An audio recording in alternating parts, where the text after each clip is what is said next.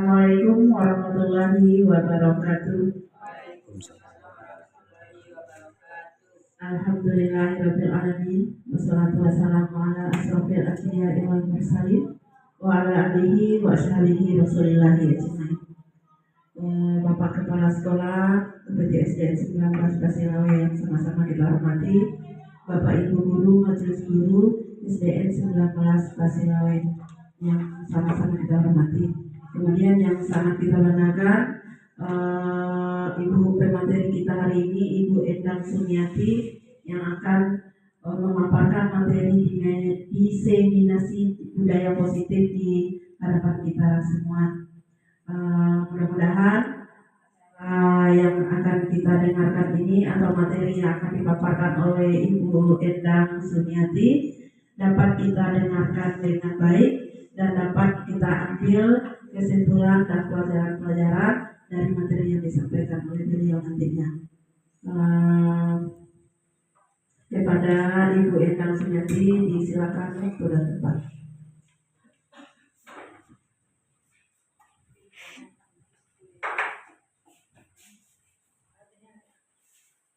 Baik. Assalamualaikum warahmatullahi wabarakatuh. Selamat siang Bapak Ibu semuanya. Selamat siang. Ya, terima kasih atas kesediaan waktunya dalam rangka destinasi budaya positif merupakan sebuah tugas dari guru penggerak di angkatan 11 2024. Baik Bapak Ibu, pada kali ini saya akan menyampaikan tentang destinasi budaya positif, yaitunya sebagaimana kita ketahui di sini adalah konsep inti budaya positif. Saya yakin dan percaya bahwa Bapak Ibu semuanya pasti sudah tahu apa itu yang dikatakan dengan budaya positif.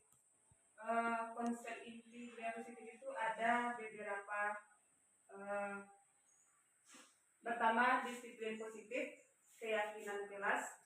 5, posisi kontrol, motivasi perilaku manusia, kebutuhan dasar manusia. Kemudian segitiga restitusi.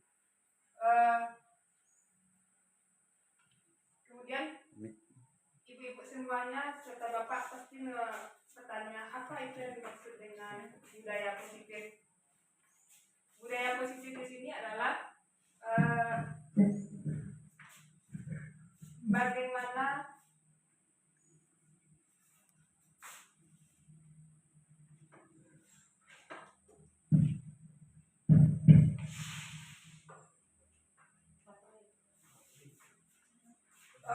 budaya positif di sini adalah bagaimana kita terapkan perilaku seorang murid yang diterapkan oleh seorang guru kepada muridnya. Kemudian di sini ada pertanyaan pemantik, setuju atau tidak setuju mengenai budaya positifnya. Hukuman dapat mendisiplinkan anak. Pemberian efek jera dengan hal positif seperti membaca atau membersihkan halaman sekolah dapat meningkatkan disiplin anak. Kemudian memberi hadiah dapat meningkatkan motivasi belajar anak dalam jangka panjang. Itu ada kita yang menyetujuinya, ada yang tidak menyetujuinya. Kita ada dua versi di antara bapak dan ibu. Hukuman kedisiplinan, kemudian pemberian efek jera terhadap siswa kita di sekolah. Kemudian di sini bisa kita lihat perubahan paradigma untuk membangun budaya positif. Sekolah perlu menyediakan lingkungan yang positif, aman dan nyaman agar murid-murid mampu berpikir, bertindak dan menciptakan dengan merdeka, mandiri dan bertanggung jawab. Lazimnya disiplin itu dikaitkan dengan kontrol. Dalam hal ini kontrol guru dalam menghadapi murid. Nah, itu perubahan dari paradigma yang ada di sekolah yang kita hadapi. Kemudian miskonsepsi tentang teori kontrol. Di sini ada ilusi guru mengontrol murid, ilusi bahwa semua perbuatan efektif dan bermanfaat, kemudian ilusi bahwa kritikan dan membuat rasa bersalah mampu menguatkan karakter, kemudian ilusi bahwa orang dewasa berhak memaksa. Kemudian disiplin positif. Di sini ibu-ibu dan bapak semuanya melihat disiplin positif. Kita mendengar kata disiplin, apa yang terbayang di benak bapak dan ibu semuanya? Apa yang terlintas dalam pikiran kita mengenai disiplin? Saya yakin dan tahu bahwa bapak ibu semua pasti sudah bisa mengonsepsi apa itu yang dimaksud dengan kedisiplinan.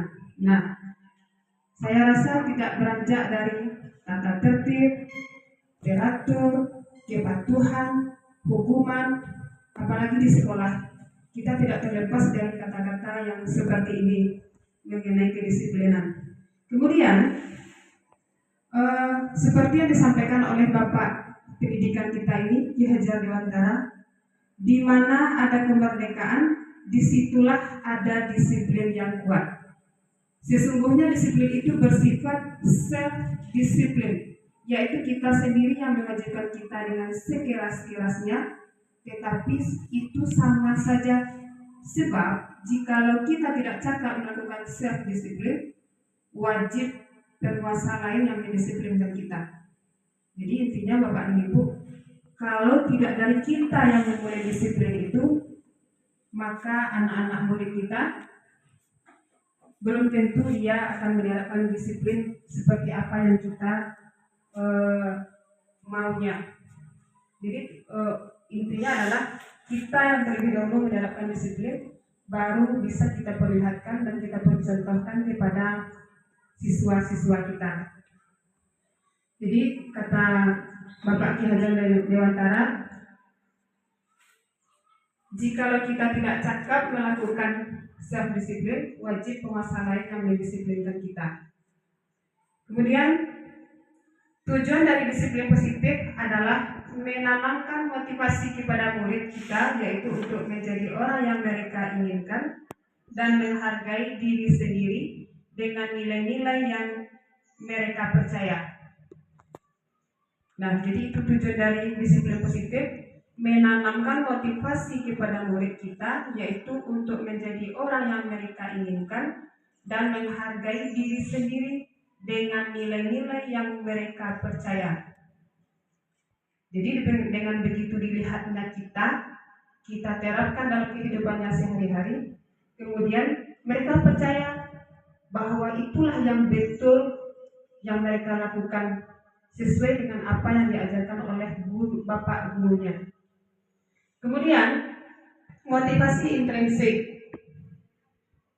Saya yakin bapak ibu semuanya sudah tahu apa itu motivasi intrinsik.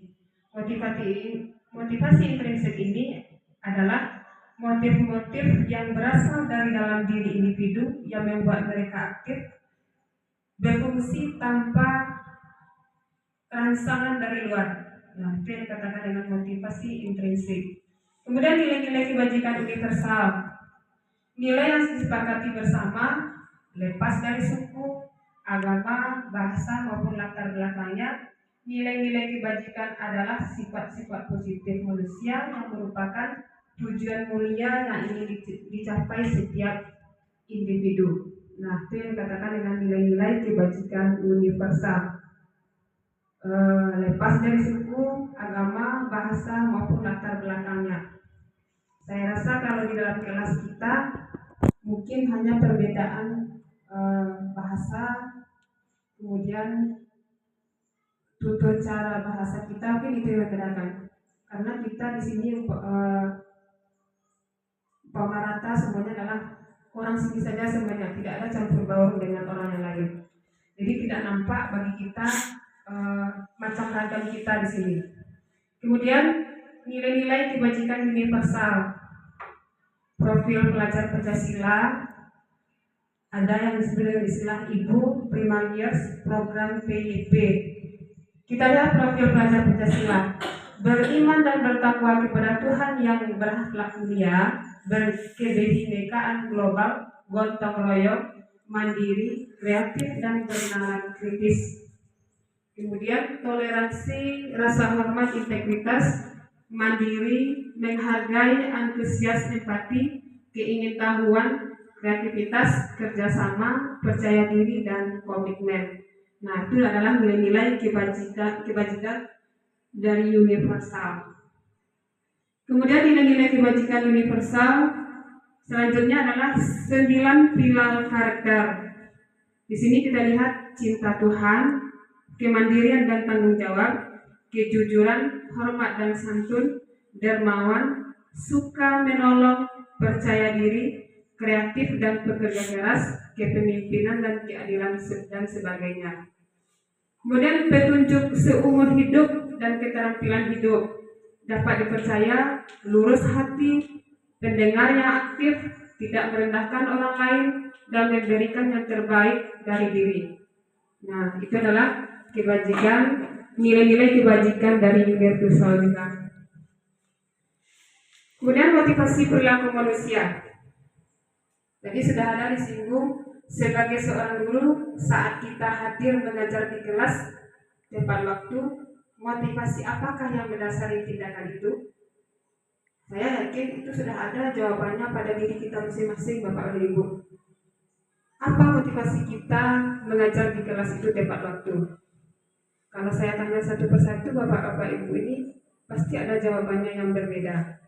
Pertama mungkin mendapatkan nilai yang bagus dari kepalanya mungkin, atau bisa kepala sekolah nanti bisa di akhir semester dikasih hadiah 1 Avanza mungkin.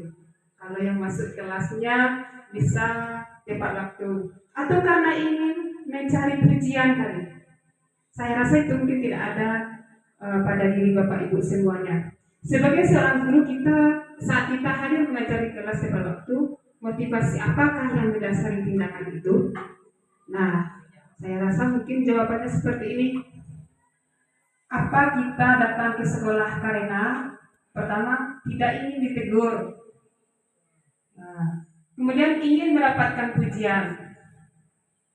Kalau kita sudah dari diri kita sendiri, mungkin kita tidak butuh dengan pujian baik dari orang sekitar kita, orang sekeliling sekolah, dari teman-teman sejawat dengan kita. Kemudian mendapatkan penghargaan seperti yang saya bilang tadi, mungkin bisa-bisa saja Bapak Kepala Sekolah kita di akhir semester nanti bisa memberi sebuah hadiah kepada kita. Tapi saya rasa Bapak Ibu Guru mungkin tidak mengharapkan hadiah. Kita betul-betul dari keinginan isi hati kita. Kita tahu dengan tugas kita sebagai guru, apa yang seharusnya kita lakukan. Kemudian ingin menjadi orang yang menghargai waktu. Nah, saya rasa mungkin yang ingin menghargai waktu ini semua kita mungkin pasti punya ini. Bahwa kita datang ke sekolah bukan untuk karena apa-apanya, tapi karena kita menjalankan tugas sesuai dengan tuntutan yang telah diberikan kepada kita. Kemudian menghargai diri sendiri. Kalau kita tepat waktu, Bapak dan Ibu, terutama yang paling dihargai itu pertama sekali adalah diri kita sendiri dulu. Kemudian teladan bagi murid-murid kita. Nah, kalau kita sudah sampai di sekolah tepat waktu, masuk kelas tepat waktu, saya rasa ini adalah disiplin positif yang bisa ditiru oleh siswa kita. Bisa-bisa murid kita beranggapan ibu saja jam segini sudah masuk, nanti kita telat. Mungkin ada rasa kewas-wasan kepada siswa kita kalau kita itu tepat waktu. Tetapi kalau kita suka pola, bisa saja siswa kita berpikiran, wah ibu saja belum lewat lagi, ngapain sih cepat-cepat datang ke sekolah? Mungkin itu perkiraan. Tapi mudah-mudahan yang di sini Bapak gurunya tidak ada yang seperti itu. Semuanya tepat waktu sesuai dengan apa yang telah ditetapkan. Kemudian menurut Dian Swosen, motivasi eksternal untuk menghindari ketidaknyamanan atau hukuman. Kemudian motivasi eksternal kedua adalah untuk mendapatkan imbalan dari orang lain atau institusi. Kemudian motivasi internalnya untuk menghargai diri sendiri. Nah, ini menurut Dian Koster nih, menghindari ketidaknyamanan hukuman untuk mendapatkan imbalan dari orang lain atau institusi untuk menghargai diri sendiri. Nah, itu kalau kita mempunyai kedisiplinan positif yang ada kita terapkan mulai dari diri kita sendiri dulu. Kemudian di sini ada beberapa bagannya atau kolomnya. Pertama sini kita bisa lihat identitas gagal, kemudian identitas sukses. Nah, di sini Bapak dan Ibu bisa melihat kira-kira posisi kita sebagai guru di mana ya posisi kita sekarang. Kita lihat dulu identitas gagal. Pernah tak kita melakukan seperti itu? Atau jauh dari itu? Pertama kita lihat dulu hukuman. Sesuatu yang menyakitkan harus terjadi. Kedua, tidak nyaman untuk murid anak untuk jangka waktu yang panjang. Terus, korban mendapatkan keadilan, murid anak akan tersakiti. Perilaku pasif agresif meningkat. Kemudian sistem tidak akan berjalan bila murid tidak takut. Nah, mungkin ini sudah ada yang kita rasakan sedikit-sedikit. Berlaku hanya pada sebuah institusi, tidak berlanjut pada kehidupan nyata. Peraturannya adalah kamu harus. Kita tanpa sadar kadang-kadang Bapak dan Ibu, kalau sudah memuncak, kita sekali-kali kan pernah juga seperti itu, menegaskan kepada siswa kita, kamu harus. Kemudian murid anak membenci peraturan. Nah, ini dikategorikan adalah negatif. Kemudian kita lihat lagi identitas sukses disiplin. Disiplinnya di sini ada dua, konsekuensi satu, restitusi satu. Yang konsekuensi sesuatu harus terjadi. Pertama, tidak nyaman untuk murid atau untuk jangka waktu pendek. Korban bisa diabaikan. Kemudian murid atau anak dibuat tidak nyaman. Penguatan hanya bertahan dalam jangka waktu pendek. Kemudian memerlukan monitoring dan supervisi terus-menerus dari guru. Membantu penerapan mengikuti peraturan dalam masyarakat. Apa peraturannya? Mampukah kamu melakukannya? Terima kasih. Murid anak menghormati peraturan. Itu biasanya kita rasakan itu adalah netral, biasa saja. Kemudian kalau restitusi ini merupakan pilihan menguatkan untuk murid anak dalam jangka waktu panjang. Korban mendapatkan ganti, kemudian murid atau anak mendapatkan penguatan, masalah terpecahkan. Murid belajar bertanggung jawab untuk perilakunya, fokus pada pemecahan masalah dalam jangka waktu panjang. Apa yang kamu yakini, apa yang bisa kamu lakukan untuk memperbaiki masalah ini. Murid anak menghormati dirinya dan orang lain. Nah, ini digolongkan kepada yang positif. Kemudian tindakan guru, hukuman atau konsekuensi. Nah, ini selama kita jadi guru, Bapak Ibu, mungkin sudah ada kita terlakukan ini. Tindakan guru, mencatat 100 kali dalam buku kalimat saya tidak akan terlambat lagi karena terlambat ke sekolah. Nah, ini ada saya temukan di awal-awal saya kesini dulu. Nah, kemudian sekarang saya tanya, menurut Bapak Ibu itu hukuman atau konsekuensi? Ya, hukuman. Kemudian lari mengelilingi lapangan basket 2 kali karena terlambat hadir di sekolah. Hukuman atau konsekuensi? Nah, hukuman. Murid diminta untuk push up 15 kali karena tidak menggunakan masker ke sekolah. Hukuman atau konsekuensi? Nah, menggantikan kertas tugas teman yang telah dicoret-coret. Itu hukuman apa konsekuensi? Nah, konsekuensi. Kemudian membersihkan tumpahan air di meja karena tersenggol pada saat belajar. Hukuman apa konsekuensi? Nah, murid disuruh untuk mengenakan sepatu seharian di sekolah karena tidak menggunakan sepatu hitam. Hukuman apa konsekuensi? Kita lihat jawabannya Bapak Ibu. Nah, mencatat 100 kali dalam buku kalimat itu adalah hukuman. Lari mengelilingi lapangan basket, hukuman. Murid diminta untuk push up 15 kali, hukuman. Menggantikan kertas, itu konsekuensi. Membersihkan tumpahan air di meja tulis, konsekuensi. Murid disuruh untuk mengenakan sepatu seharian, nah, hukuman. Kemudian lagi dihukum oleh penghargaan. Di dalam disiplin positif Bapak dan Ibu ada namanya dihukum oleh penghargaan. Sebenarnya itu sudah kita rasakan dan pernah kita laksanakan itu. Tapi tanpa kita sadari bahwa itu telah dilakukan oleh kita, dihukum oleh penghargaan. Coba kita lihat, penghargaan tidak efektif. Suatu penghargaan adalah satu benda atau peristiwa yang diinginkan yang dibuat dengan persyaratan. Hanya jika Anda melakukan hal ini, maka Anda akan mendapatkan penghargaan yang diinginkan.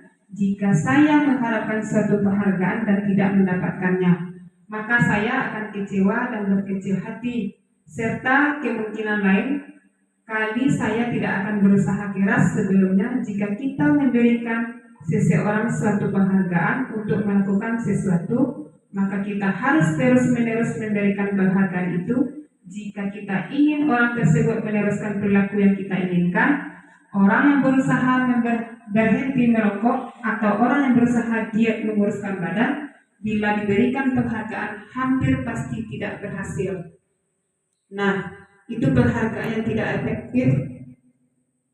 Dicontohkan tadi kepada orang yang merokok dan diet, kita kasih dia penghargaan. Kalau dia mau berhenti merokok dan mau diet, kita kasih penghargaan. Nah, ini adalah penghargaan tidak efektif. Kenapa tidak efektif? Karena untuk berhenti sebuah merokok dan diet tersebut adalah hal yang sangat berat bagi seseorang. Jarang sekali orang yang bisa untuk melakukannya. Kemudian, penghargaan merusak hubungan. Ketika seorang diberi penghargaan atau dipuji di depan orang banyak, maka yang lain akan merasa iri. Dan sebagian dari mereka akan tidak menyukai orang yang diberikan penghargaan tersebut. Jika seorang guru sering memberikan penghargaan kepada murid-muridnya, besar kemungkinan murid-muridnya termotivasi hanya untuk menyenangkan gurunya. Mereka tidak akan bersikap jujur kepada guru tersebut. Penghargaan menciptakan persaingan di dalam kelas, dan persaingan menciptakan kecemasan. Mereka yang percaya bahwa mereka tidak memiliki kesempatan untuk mendapatkan penghargaan akan berhenti untuk mencoba. Nah, penghargaan ini merusak hubungan. Di dalam kelas mungkin kita ada yang mencobakan seperti ini, sehingga menimbulkan merusak hubungan antara siswa kita. Nah, kadang spontan saja siswa kita mengatakan, "Dia itu yo, dia ibu tuh, tentu yo, itu lagi ibu tuh hadiah. Sana ibu tuh ah." Nah, ada penghargaan yang merusak hubungan kita seperti itu. Padahal seorang guru itu tidak ada yang seperti itu dalam memberikan penghargaan. Cuman rasa iri tadi, iri karena temannya mendapat sebuah penghargaan dari guru. Nah, inilah yang merusak hubungan antara siswa satu dengan siswa yang lainnya. Kemudian penghargaan menghukum.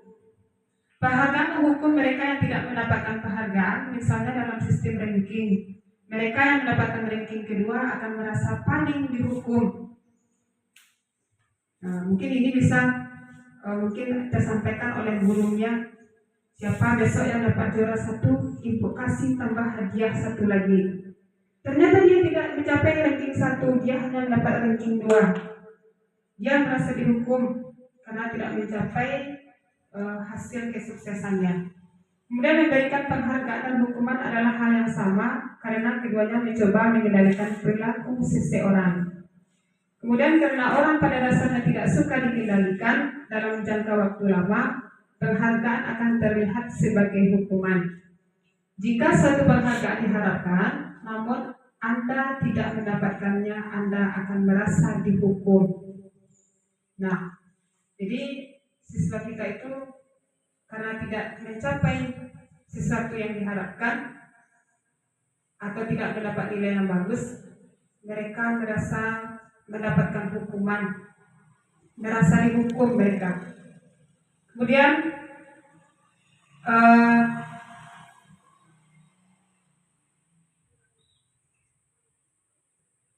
keyakinan kelas. Nah, saya sudah ada nampak tadi di beberapa kelas kita, mulai dari kelas 1 sampai kelas 6, ada tadi saya sudah ketemu di kelas 2. Tetapi judulnya bukan keyakinan kelas, di sana dituliskan kesepakatan kelas.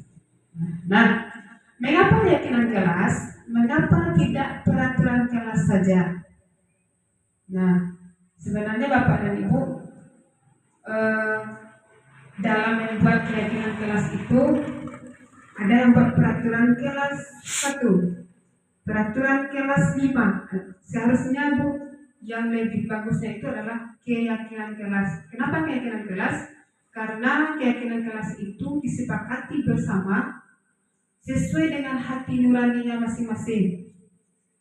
Contohnya tadi di kelas 2 saya lihat tadi kesepakatan kelasnya kehadiran, kebersihan, kekeluargaan, keaktifan, kekreatifan, kemudian kenyamanan. Singkat-singkat saja kalimat-kalimatnya. Nah, sebenarnya itu sudah bagus Ibu, tapi cuma kita perbaiki sedikit. Lebih baiknya kita tulis di situ adalah keyakinan kelas. Nah, mengapa kita memiliki peraturan tentang penggunaan helm pada saat pengendaraan? Ini dicontohkan kepada orang yang memakai helm kendaraan. Kalau kita di kelas, kalau di sini saya contohkan orang yang pakai helm pada kendaraan roda 2. Kita tahu kalau kita tidak pakai helm, apa akibatnya sama kita? Mungkin rasa keamanan kita kurang.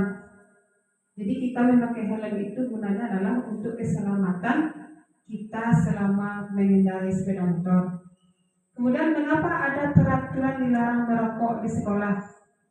Mungkin di sekolah itu belum pantasnya seorang siswa kita untuk diperbolehkan untuk merokok, karena banyak hal-hal yang negatif mengakibatkan hal negatif. Pertama, anak kita masih kecil-kecil.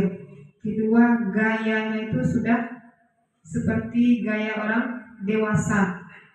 Jadi banyak yang negatif.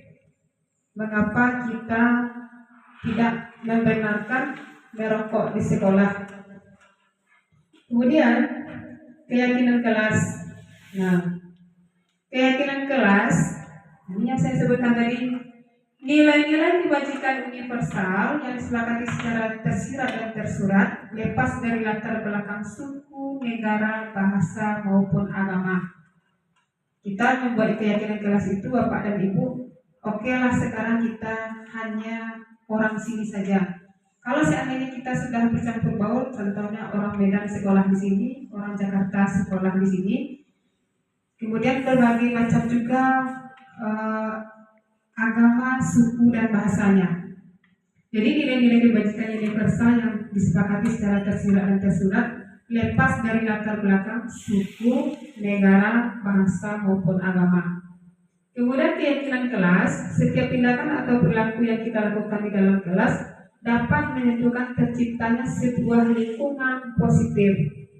Dalam mewujudkan budaya positif, di kelas perlu adanya sesuatu yang disepakati dan diyakini bersama. Seperti yang dibuat kelas 2 tadi, kehadiran, kebersihan, dan kekeluargaan tadi. Nah, itu sesuai dengan keyakinan kepada siswa kita masing-masing. Bukan seorang guru yang mengaturkan peraturan yang ada kepada siswanya, tapi siswa tersebutlah bersama-sama yang menyepakati keyakinan-keyakinan apa yang harus disepakati di dalam kelas. Kemudian langkah dalam membuat keyakinan kelas. Pertama, peraturan sekolah dulu. Kalau di kelas pasti kita sesuai dengan peraturan sekolah kita. Kedua, mengubah peraturan menjadi kalimat positif. Contohnya, setiap pergi ke sekolah kita harus memakai baju seragam. Tidak dibenarkan memakai baju bebas. Kemudian menyarikan peraturan yang positif. Apa menyarikan peraturan positif?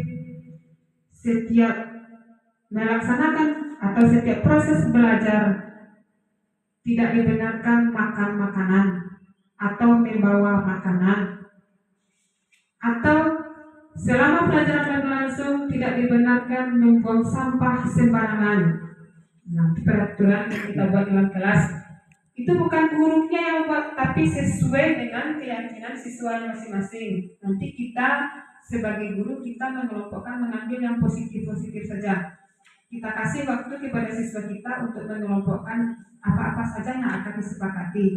Kemudian nanti kita saring kesepakatan tersebut menjadi sebuah keyakinan kelas yang positif. Kemudian nilai-nilai kebajikan.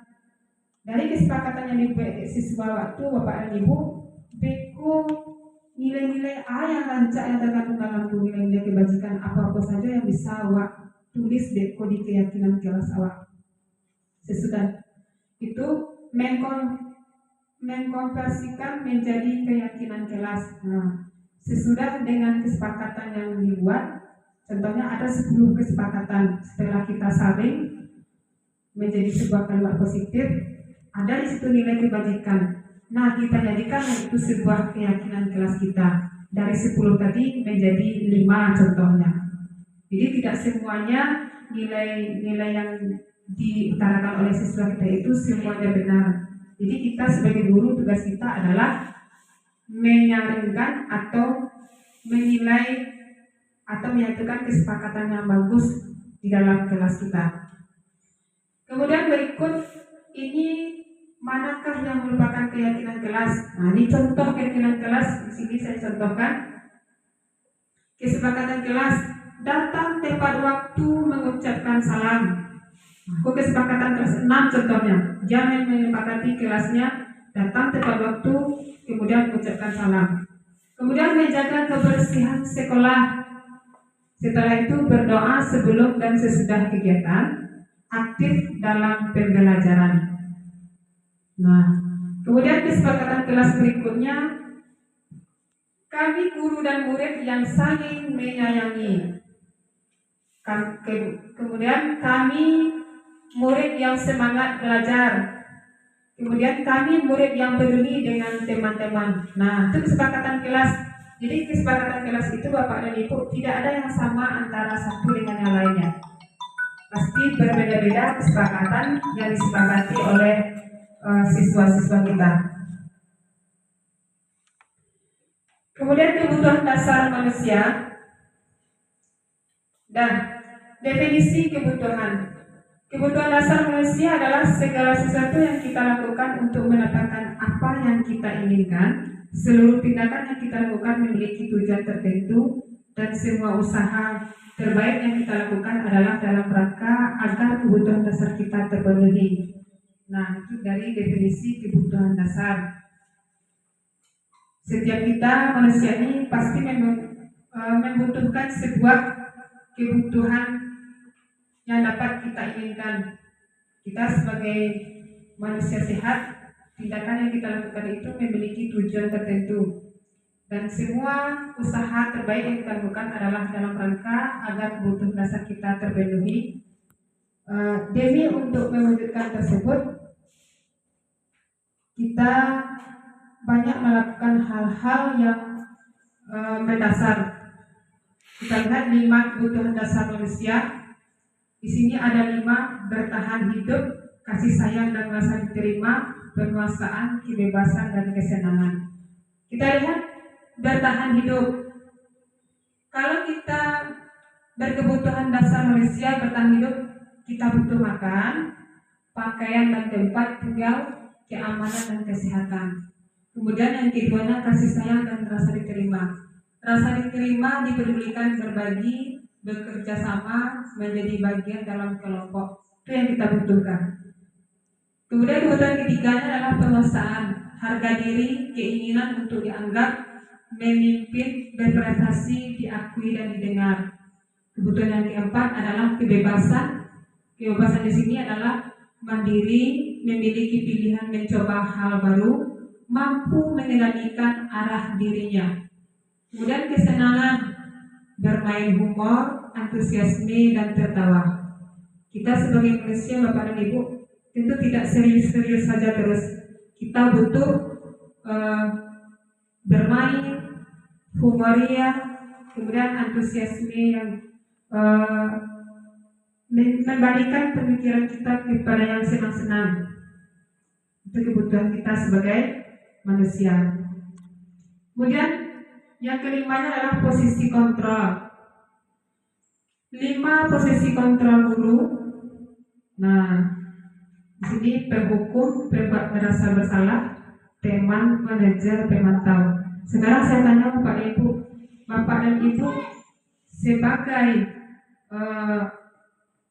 kontrol guru, di mana kita kira? Penghukumkah, pembuat merasa bersalah, menjadi temankah kita, menjadi manajerkah kita, atau menjadi pemantau kita selama ini? Nah, mungkin kelima-limanya mungkin sudah kita lakukan terhadap siswa kita. Nah, kemudian di 5 posisi kontrol ini kita lihat dulu penghukum. Penghukum mungkin kita pernah melakukan ini kepada siswa kita, hormat pada bendera selama 1 jam. Saya rasa ini mungkin sekarang tidak ada lagi itu dilakukan oleh semua guru. Kemudian berlari 10 kali sekeliling lapangan. Jika tidak ada, kita lakukan itu lagi. Kemudian pembuat merasa bersalah. Beberapa kali ibu dan bapak harus memberitahu kamu selalu saja mengecewakan ibu dan bapak. Jadi bapak dan ibu, kalau kita sedang memberi nasihat kepada siswa kita, janganlah posisi kita sebagai pembuat merasa bersalah. Dengan kalimat-kalimat yang kita sampaikan kepada siswa itu, maka murid itu akan merasa dia kecewa terhadap dirinya, bahwa dia merasa sudah membuat kecewa seorang gurunya. Itu sesuai dengan apa yang kita berikan kepada murid kita. Kalau dalam satu masalah menyelesaikan masalah, janganlah kita sebagai guru membuat merasa bersalah kepada siswa kita. Kemudian pemantau. Kamu sudah melanggar peraturan sekolah. Kamu konsekuensinya setelah upacara kamu beri atributnya ke koperasi dan jangan diulangi lagi. Nah, ini pemantau nih. Kalau kita sebagai guru, kita jadikan diri kita sebagai pemantau. Seperti yang kalimatnya saya buat ini. Kamu sudah melanggar peraturan sekolah. Tahu konsekuensinya? Setelah upacara, kamu beli atributnya ke koperasi dan jangan diulangi lagi. Nah, kalimat-kalimat seperti itu adalah berarti kita pemantau kepada siswa kita. Kemudian teman. Kita ajak siswa ini sebagai teman bagi kita. Ayo dong diikuti aturan sekolah. Tolong bantu ibu dan bapak ya sekali ini. Ya sudah tidak apa-apa, lain kali jangan sampai berbuat seperti ini lagi ya. Memang betul Bapak Ibu, ketabahan kita masing-masing itu beda-beda untuk menghadapi siswa. Ada yang bisa menerimanya, ada yang tidak. Ada yang bergejolak langsung emosinya menghadapi siswa kita. Nah, jadi di sini posisi gurunya adalah sebagai teman. Kalimatnya mungkin bisa seperti ini. Ayo dong ikuti aturan sekolah. Tolong bantu Bapak Ibu ya sekali ini. Ya sudah tidak apa-apa, lain kali jangan sampai berbuat seperti ini lagi ya. Nah, itu seandainya ada siswa kita yang melanggar atau yang berbuat salah. Kemudian manajer di sini adalah dalam memberi nasihat atau memberi sebuah penguatan kepada siswa kita yang dalam menghadapi masalah. Mungkin bisa kita menggunakan kalimat seperti ini. Apakah kamu tahu kesalahanmu? Kira-kira bagaimana kamu memperbaiki kesalahanmu? Nah, jadi setelah siswa kita itu bersalah, Bapak dan Ibu, jangan langsung kita kasih anak kita itu sebuah hukuman. Kadang-kadang kita tanpa kita sadari, kita biarkan saja. Kita suruh dia berdiri di depan, silakan diri, pegang kaki sebelah. Atau biarkan saja diri sampai orang siap nanti belajar. Ada kita memberi hukuman tanpa kita sadari, rupanya itu sudah memberikan hukuman. Berarti kita sudah sebagai penghukum. Yang bagusnya itu adalah sebagai manajer, Bapak dan Ibu. Kita pegang siswa kita elus-elus, yang perlu kita pegang kepalanya atau pundaknya. Apakah anak ibu tahu kesalahan yang dilakukan tadi? Kira-kira bagaimana kamu memperbaiki kesalahanmu? Nah, kita cari posisinya Bapak dan Ibu. Jangan langsung kita emosi dari pagi sampai pulang sekolah. Jadi dalam menghadapi siswa itu memang banyak tantangan yang kita hadapi. Kadang-kadang kita di luar kesadaran kita. Kalau sudah berang dari pagi sampai pulang ikut bawa berang itu. Kesal saja waktu keseharian itu. Tapi cobalah mulai dari sekarang, meskipun berat bagi kita, tapi mulailah dari diri kita sekarang ini. Kita sebagai manajer di sini adalah kita tanya, kita umpan balik kepada siswa. Tapi di sini saya lihat Bapak Ibu ada yang melakukan itu. Dipanggil anak kita di kantor, lalu kita tanya, saya mau masalah tadi anak Bapak Ibu, awak apa? Awak ada tinju Pak? Buat tumpur aja ya Pak. Kita sebagai guru jangan tanpa spontan. Kalau kita emosi kan bisa mengatakan seperti ini kepada siswa kita. Hei anak cancau, ikut mengacau, kan itu kecewa. Seharusnya kita bukan seperti itu. Kita beri masukan kepada anak kita, beri pengertian, kita ajak dia berkomunikasi yang halus. Kita tanya baik kepada mereka, anak ibu tahu apa yang telah dilakukan tadi? Tahu salahnya? Tahu Bu. Bagaimana jalan keluarnya? Kadang-kadang siswa kita itu bisa menjawabnya sendiri tanpa kita kasih tahu. Jadi letakkan posisi kita pada manajer, memperbaiki kesalahan sesuai dengan apa yang telah dilakukan oleh siswa kita. Kemudian di sini posisi kontrol. Apakah saya kecewa sekali dengan kamu? Kira-kira Bapak Ibu, posisi kontrol apakah itu yang awak lakukan kok? Saya kecewa sekali dengan kamu. Nah, berarti kita memberi merasa bersalah kepada siswa kita. Kadang awak lah tak tahu oleh yang diajak karena apa yang kita buat kinyo dan kajian. Baalah caranya ibu cara mengecek awak Leo. Ibu kecewa sekali dengan perilaku awak seperti itu. Jadi tertanam pada diri siswa tersebut bahwa guru itu kecewa. Jadi dia merasa bersalah kepada dirinya. Agak 3 hari Bapak Ibu pasti terkenal dia. Ibu itu memang kok petang kecewa kok. Nah, itu posisi kontrol. Apakah itu kira? Nah, kita sebagai guru jangan memberi kekecewaan sekali kepada siswa kita. Kemudian posisi kontrol. Ya sudah, untuk kali ini tidak apa-apa, nanti Ibu bantu bereskan. Nah, tahu salah, kemudian timbullah si buat ini lihat. Biarlah besoknya diulang-ulangi saja lihat. Biarlah Ibu bantu sekali itu besok tak boleh diulang-ulang lagi. Nah, itu posisi kontrol kita adalah, Ibu ingat tadi, posisi kontrol kita adalah sebagai teman. Kemudian posisi kontrol selanjutnya adalah apa rencanamu untuk menyelesaikan ini? Nah, setelah bersalah, harus mesti dawak leh. Seandainya awak tanya kasih sesuatu. Jadi menurut awak ini kira apa yang bisa awak lakukan? Apa cara untuk menyelesaikan? Kan ada awak sebagai guru melemparkan itu kepada siswa awak. Nah, dicarikan jalan solusi. Seperti yang saya bilang tadi, kadang-kadang siswa itu bisa dia menjawab sesuai dengan kesalahannya. Apa yang seharusnya dia lakukan? Nah, posisi kontrol seperti ini, apa rencanamu untuk menyelesaikan ini? Ini adalah posisi kontrol manajer.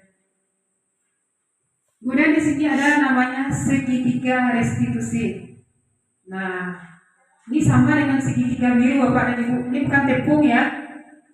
Nah, karena segitiga biru itu mirip dengan segitiga restitusi, di sini ada 3. Warna kuning itu adalah segitiga restitusi. Pertama kita lihat yang sebelah kirinya, validasi tindakan yang salah. Kemudian yang ke kanan, menanyakan keyakinan. Kemudian yang di bawahnya, menstabilkan identitas. Nah, itulah tugas awak sebagai guru Bapak dan Ibu. Diibaratkan kepada sebuah segitiga. Pertama, validasi tindakan yang salah. Kemudian menanyakan keyakinan, kemudian menstabilkan identitas. Waktannya tindakan yang salah yang telah dilakukannya, kemudian lah diakuinya, lah disadarinya kesalahan yang diperbuat, kemudian menanyakan keyakinan yang seharusnya yang harus dilakukannya. Kemudian kalau jawab sebagai guru adalah menstabilkan identitas tadi ya. Pulihkan dia situasinya dari semula ya menjadi aman. Nah, segitiga restitusi di sini kamu tentunya punya alasan mengapa melakukan hal itu. Nah, tuh tanya seperti pertanyaan tadi. Setelah anak tadi bermasalah, tanya ke siswa, apa kau lakukan itu? Saya menyuruh awak melakukan itu. Bagi pertanyaan seperti itu. Kemudian, adakah cara yang lebih efektif untuk mendapatkan apa yang kamu butuhkan? Kemudian, keyakinan kelas apa yang telah kita sepakati? Kamu ingin menjadi orang seperti apa? Nah, gunanya keyakinan kelas waktu tadi Bapak dan Ibu yang sudah disepakati tadi, bisa awak pakai itu. Anak Bapak dan Ibu, takkan ada keyakinan kelas dan awak bersama-sama tadi. Dari awal pembelajaran awak, takkan apa? Aku tak boleh baca cakap selama pembelajaran berlangsung, atau tak boleh baca cakap di kelas. Nah, bagi pertanyaan itu bilang, kira-kira lah betul nak yang awak lakukan hari ini? Tidak Pak, ya akui Pak, awak salah. Masuk kalau jawab itu salah. Kemudian kamu ingin menjadi orang seperti apa? Itu pertanyaan kita yang berikan kepada murid.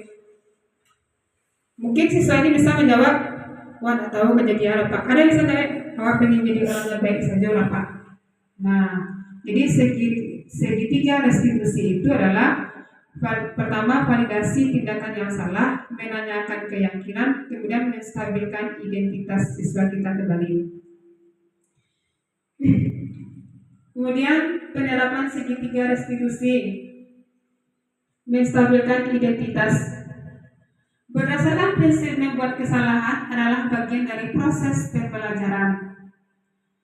Berbuat salah itu wajar, tidak ada manusia yang sempurna. Ibu dan bapak juga pernah melakukan itu. Ibu bapak tidak mau mencari siapa yang salah, tapi ibu bapak ingin mencari solusi dari permasalahan ini. Kemudian, kamu berhak merasa begitu.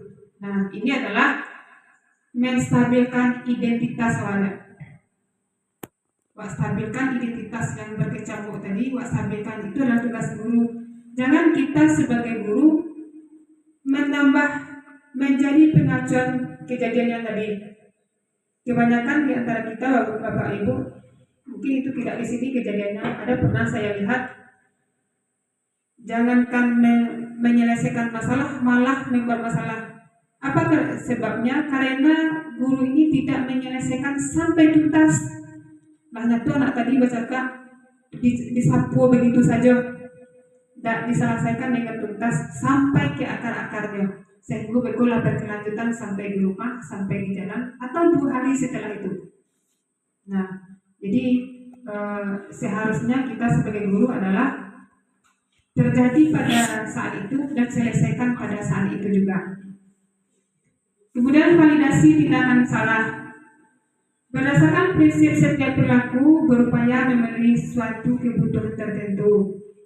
Kamu bisa saja kan melakukan hal yang lebih buruk, tapi kamu tidak melakukannya.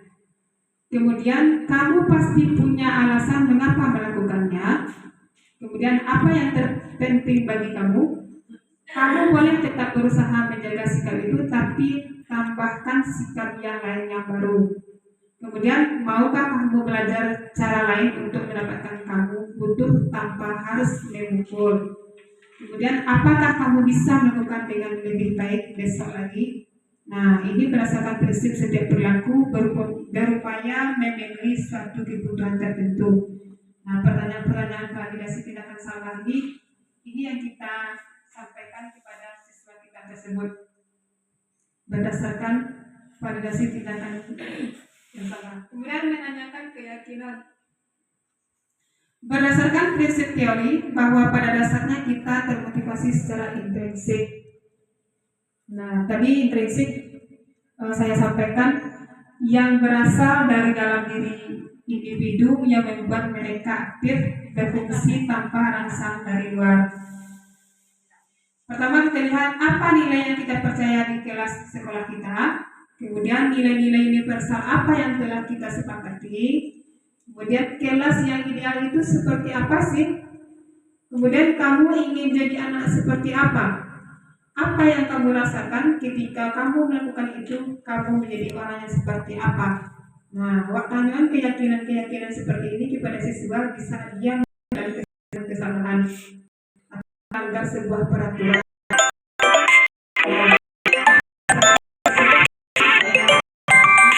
motivasi secara intrinsik. Kemudian penerapan budaya positif. Nah, di sini ada gambarnya. Penerapan budaya positif itu lakukan di kelas sesuai, serahkan kepada siswa tersebut sesuai dengan kemauannya sendiri-sendiri. Anak-anak dalam pikirannya boleh disebutkan dalam membuat keyakinan kelas. Kemudian dia mengelompokkan keyakinan tersebut menjadi sebuah nilai yang positif sehingga menjadi kesepakatan bersama di dalam kesepakatan sebuah kelas tersebut. Kemudian penerapan 5S. Di sini saya mengangkat penerapan 5S: senyum, sapa, salam, sopan, dan santun. Ini bisa kita terapkan di sini Bapak dan Ibu, atau sudah ada yang kita terapkan setiap paginya. Bersalaman setiap paginya, kemudian bersalaman, kemudian sapa dan santun. Lah terlaksana itu di sekolah Bapak Ibu. Pagi-pagi saja baru masuk ke dalam sekolah kita, anak kita sudah mulai bersalaman dan senyum dan disapa langsung oleh siswa kita. Alhamdulillah itu sudah terterapkan di sekolah kita. Kemudian penerapan kata ajaib dalam setiap aktivitas. Nah, ini ada saya unggah beberapa foto penerapan 4 kata ajaib dalam setiap aktivitas. Nah, kemudian ini saya ambil contoh dari yang lain, kegiatan Jumat bersih. Kalau dapat sekali-sekali bisa Bapak dan Ibu awak cupono mereka Jumat bersih. Kapan perlu ke masjid buat pernah lakukan Jumat bersih di pagi Jumat tersebut. Tidak hanya di sekolah, tapi bisa kita berkolaborasi terhadap lingkungan sekolah sekitar kita. Kemudian penerapan segitiga restitusi. Nah, ini sudah saya lakukan juga. Mungkin Bapak Ibu sudah melakukan, cuman karena Bapak Ibu belum memahami, sebenarnya lah terlakukan ya Pak kasarannya Bapak Ibu. Cuman awak tidak terfokus ke situ. Awak terfokus mungkin cara belajar anak, menghadapi anak, dan menilainya saja. Mungkin orang kebanyakan terfokus ke situ. Nah, jadi penerapan segitiga restitusi itu sebenarnya sudah kita lakukan semuanya. Nah, jadi itulah penerapan diseminasi penilaian positif yang saya utarakan pada siang hari ini. Semoga ini bermanfaat bagi Bapak dan Ibu, meskipun hanya sedikit, tapi dengan sedikit itu dapat Bapak Ibu jadikan sebuah pengalaman, sebuah pembelajaran yang bisa diterapkan. Itulah tampilan dari aksi nyata saya pada modul 1.4. Mudah-mudahan dengan ini Bapak Ibu semuanya bisa menerapkannya di kelas masing-masing, terutama keyakinan kelas tadi. Jadi saya berharap Bapak Ibu, sebagian dari Bapak Ibu sudah saya lihat di kelasnya, karena saya masuk di kelas Bapak Ibu 1 kali seminggu, sudah ada nampak bagi saya, sudah ada yang berkeyakinan kelas. Tapi judulnya bukan keyakinan kelas, judulnya di situ adalah peraturan kelas, kemudian kesepakatan kelas.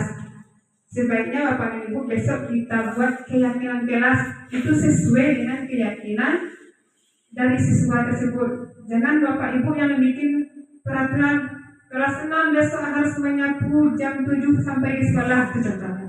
Ya, kita serahkan kepada siswa kita bagaimana dia membuat peraturan sendiri. Nanti kita yang membantu menilai positifnya, yang bagusnya ke depannya seperti apa. Nah, jadi itulah penerapan dari destinasi positif, nilai positif saya pada hari ini.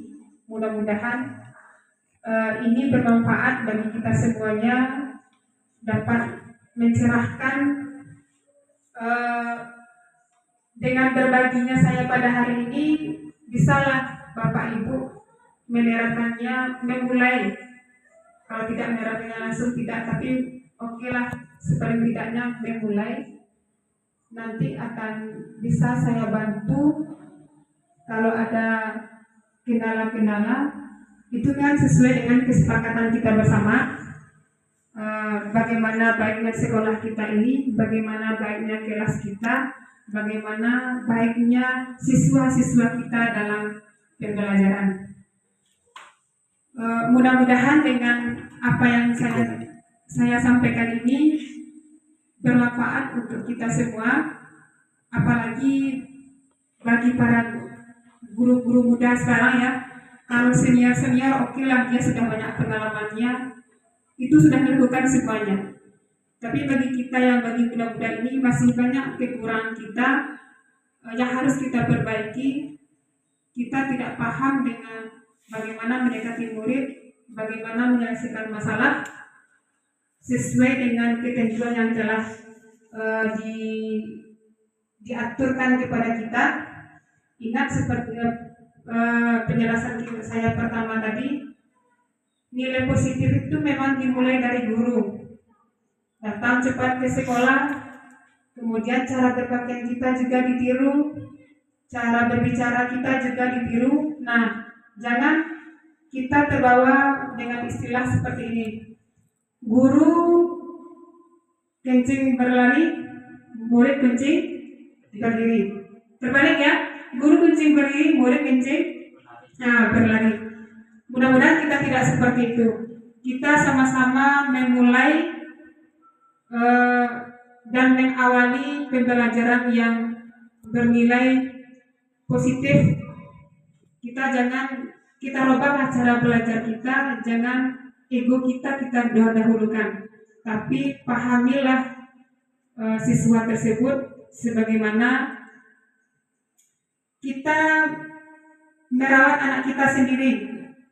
Jangan kita biarkan siswa kita tersebut untuk supaya lebih bagusnya pendidikan kita untuk kedepannya. Mungkin hanya itu yang dapat saya sampaikan. Mudah-mudahan ini bermanfaat pada hari ini untuk kita semuanya. Bila taufiq wal hidayah. Wassalamualaikum warahmatullahi wabarakatuh.